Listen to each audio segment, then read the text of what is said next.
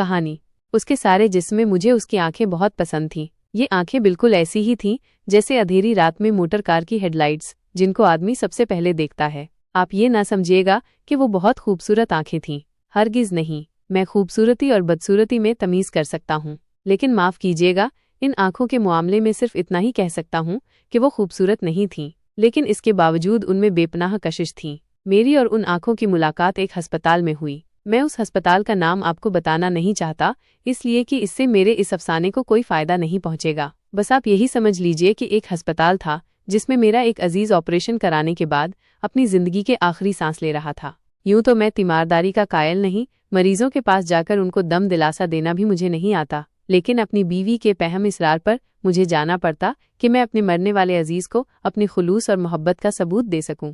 यकीन मानिए कि मुझे सख्त कोफ्त हो रही थी। अस्पताल के नाम ही से मुझे नफरत है, मालूम नहीं क्यों। शायद इसलिए कि एक बार बम्बई में अपनी बूढ़ी हमसाई को, जिसकी कलाई में मोच आ गई थी, मुझे जे अस्पताल में ले जाना पड़ा था। वहाँ कैजुअल्टी डिपार्टमेंट में मुझे कम अज कम 2.5 घंटे इंतजार करना पड़ा था। वहाँ मैं जिस आदमी से भी मिला, लोहे के मानिंद सर्द और बेहिस था।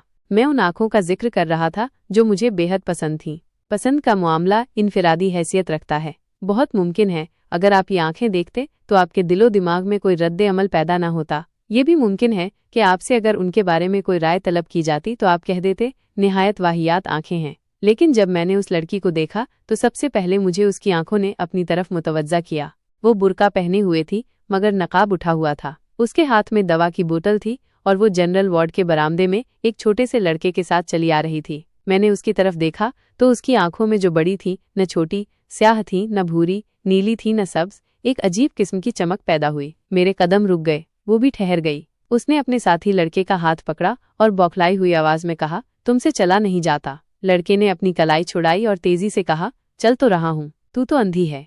मैंने ये सुना तो उस लड़की की आंखों की तरफ दोबारा देखा। उसके सारे वजूद में सिर्फ उसकी आंखें ही थीं जो पसंद आई थीं। मैं आगे बढ़ा और उसके पास पहुंच गया। उसने मुझे पलके न झपकने वाली आंखों से देखा और पूछा, एक्सरे कहाँ लिया जाता है?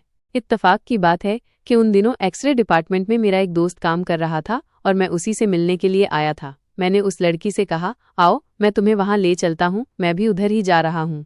लड़की ने अपने साथी लड़के का हाथ पकड़ा और मेरे साथ चल पड़ी। मैंने डॉक्टर सादिक को पूछा तो मालूम हुआ कि वो एक्सरे लेने में मसरूफ हैं।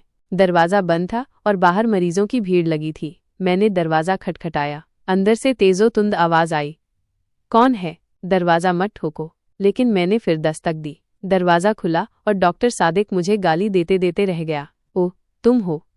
हाँ भाई, मैं तुमसे मिलने आया था। दफ्तर में गया